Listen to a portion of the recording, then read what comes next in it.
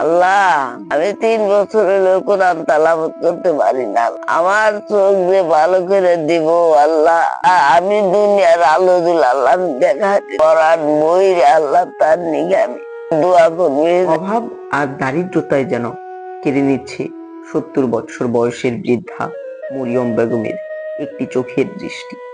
একটি চোখে ছানি অপারেশন না করতে পারায় অপর চোখটিও নষ্ট হয়ে যাচ্ছে।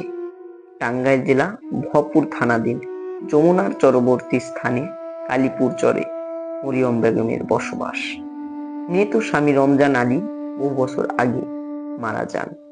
মেয়ে দুটি বিয়ে হয়ে গিয়েছে বহুদিন আগে।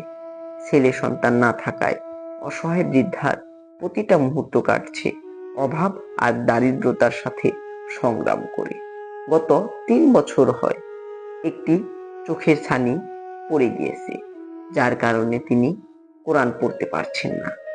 বৃদ্ধার ছানি অপারেশনের জন্য অর্থ সহযোগিতা চেয়ে আমরা একটি ভিডিও চিত্র তুলে ধরি মানবতার সেবায় শৈল পেয়ে। আপনারা শুনতে পারলেন একটি মানুষের কতটা কষ্ট।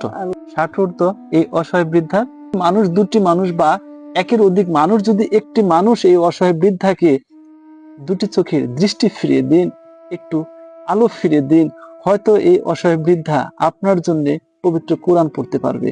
একটু সুযোগ করে দিন, একটু ব্যবস্থা করে দিন। সকলের কাছে সে প্রার্থনা করে, সেই আবেদন করে সকলের কাছে আমি আল্লাহ তাই দুনিয়ার আলো দে। আমার আল্লাহ তুমি দেখাইও।